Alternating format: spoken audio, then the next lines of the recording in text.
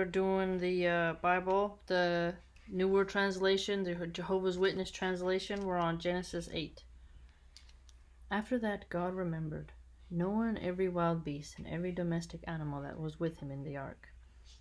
And God caused a wild wind to pass over the earth, and the waters began to subside. And the springs of the watery deep and the floodgates of the heavens became stopped up. And so the downpour from the heavens was restrained, and the waters began receding from off the earth, progressively receding, and at the end of 150 days, and the waters were lacking. And then the 7th month, on the 17th day of the month, the ark came to rest on the mountains of Ararat. And the waters kept on progressively lessening until the 10th month. In the 10th month, on the first of the month, the tops of the mountains appeared. So it occurred that at the end of 40 days, Noah proceeded to open the window of the ark that he had made.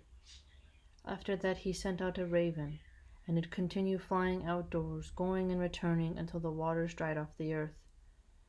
Later he sent out from a dove to see whether the waters had abated from the surface of the ground. And the dove did not find any resting place for the sole of its foot, and so it returned to him in the ark, because of the waters were yet upon the surface of the whole earth. At that he put his hand out and took it and brought it to himself inside the ark. And he went on waiting till another 7 days, and once again he sent out the dove from the ark. Later on the dove came to him about the time of the evening, and look, there was an olive leaf freshly plucked in its bill. And so Noah got to know the waters and had abated from the earth. And he went on waiting still another 7 days. Then he sent out the dove, but it did not come back again to him any more.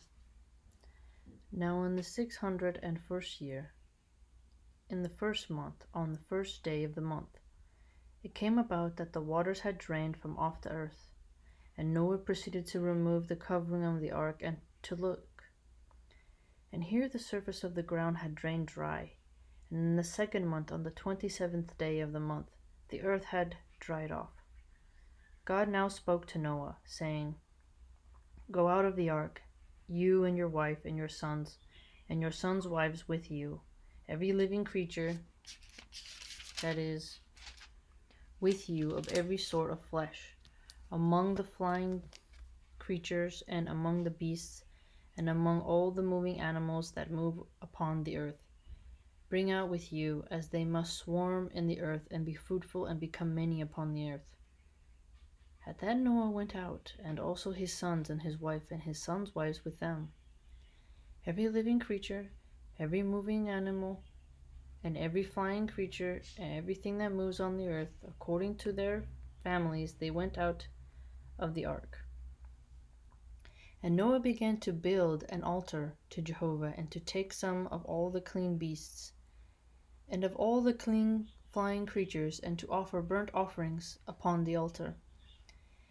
And Jehovah began to smell a restful odor, and so Jehovah said in his heart, "Never again shall I call down evil upon the ground on man's account, because the inclination of the heart of man is bad from his youth up. And never again shall I deal every living thing a blow, just as I have done. For all the days the earth continues seed, sowing and harvest, and cold and heat, and summer and winter, and day and night will never cease." And God went on to bless Noah and his sons, and to say to them, "Be fruitful and become many, and fill the earth. And a fear of you and a terror of you will continue upon every living creature of the earth, and upon every flying creature of the heavens, upon everything that goes moving on the ground, and upon all your fishes of the sea. Into your hand they are now given. Every moving animal that is alive may serve as food for you. As in the case of the green vegetation, I do give it all to you. Only flesh with its soul, its blood, you must not eat. And besides that, your blood of your soul shall I ask back. From the hand of every living creature shall I ask it back. And from the hand of man, from the hand of each one who is his brother, shall I ask back the soul of man? Anyone shedding man's blood, by man will his own blood be shed. For in God's image he made man. And as you men be fruitful and become many, make the earth swarm with you, and become many in it. And God went on to say to Noah and to his sons with him, And as for me, here I am establishing my covenant with you men, and with your offspring after you, and with every living soul that is with you, among fowls, among beasts, and among all living creatures of the earth with you, from all those going out of the ark to every living creature of the earth. Yes, I do establish my covenant with you.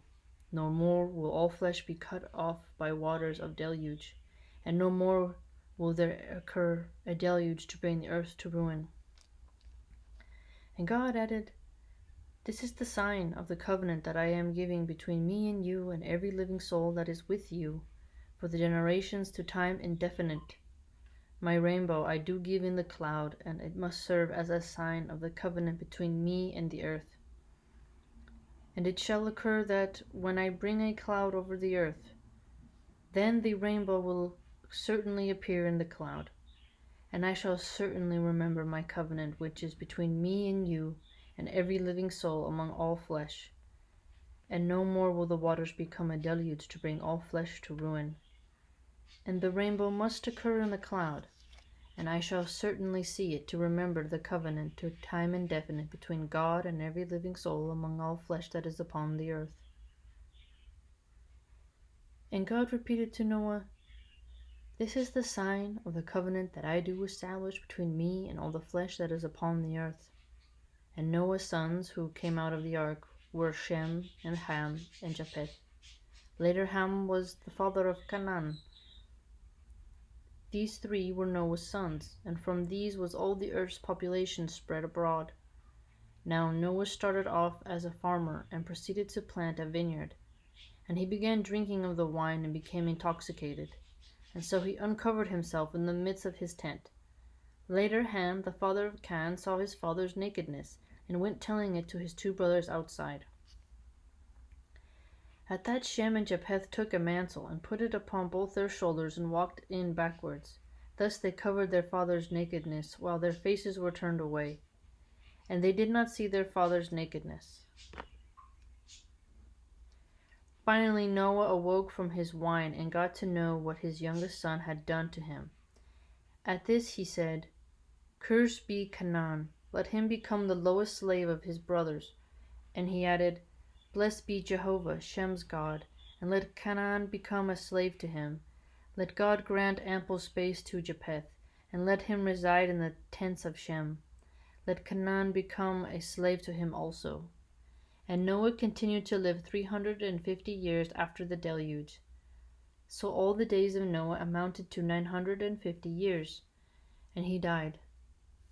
Okay, Genesis 10. And this is the history of Noah's sons, Shem, Ham, and Japheth. Now sons began to be born to them after the deluge. The sons of Japheth were Gomer, and Magog, and Mada, and Javan, and Tubal, and Meshech, and Tiras. I gotta remember all those names.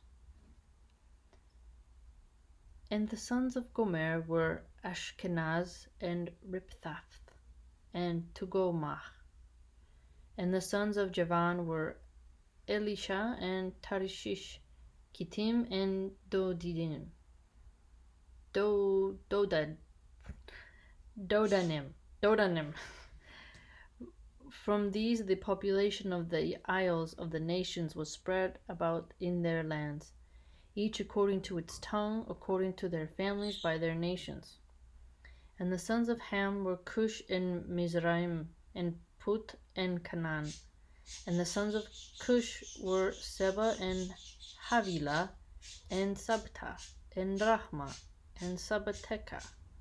And the sons of Rahma were Sheba and Dedan, and Cush became father to Nimrod. He made the start in the becoming a mighty one in the earth. He displayed himself a mighty hunter in the opposition to Jehovah. That is why there is a saying, just like Nimrod, a mighty hunter in opposition to Jehovah. And the beginning of his kingdom came to be Babel, and Erech, and Akkad, and Calneh, in the land of Shinar. And out of that land went forth into Assyria, and set himself to a building Nineveh, and Rehoboth-ir, and Calah, and Rezin between Nineveh and Calah. This is the great city. And Mizraim became father to Ludim, and Anamim, and Lahabim, and Naphtuhim, and Pathrusim, and Casluhim, from among whom the Philistines went forth, and Capitorim. And Canaan became the father to Sidon, his firstborn, Heth, and the Jebusite, and the Amorite, and the Gerashite, and the Hivite, and the Archite, and the Sinite, and the Arvadite, and the Zemarite, and Hamathite, and afterward the families of the Canaanite were scattered. So the boundary of the Canaanite came to be from Sidon as far as Gerar, near Gaza.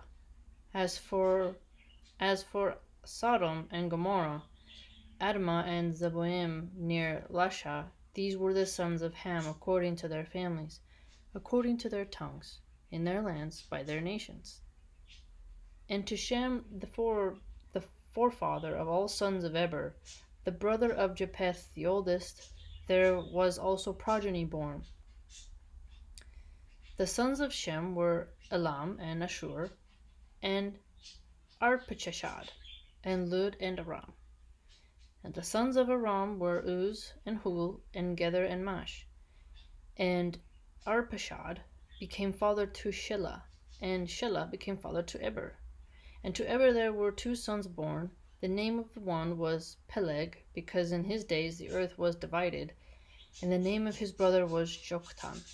And Joktan became father to Almodad, and Sheleph, and Hazarmaveth, and Jerah, and Hadoram, and Uzal, and Diklah, and Obal, and Abimael, and Sheba, and Orphir, and Havilah, and Jobab. All these were the sons of Joktan. And their place of dwelling came to extend from Mesha as far as Sephar, the mountains regions of the east. These were the sons of the Shem according to their families, according to their tongues, in their lands, according to their nations. These were the families of the sons of Noah according to their family descendants, by their nations, and from these the nations were spread about in the earth after the deluge. Okay, and then we'll cut it off here, and then we'll start Genesis 11 after this.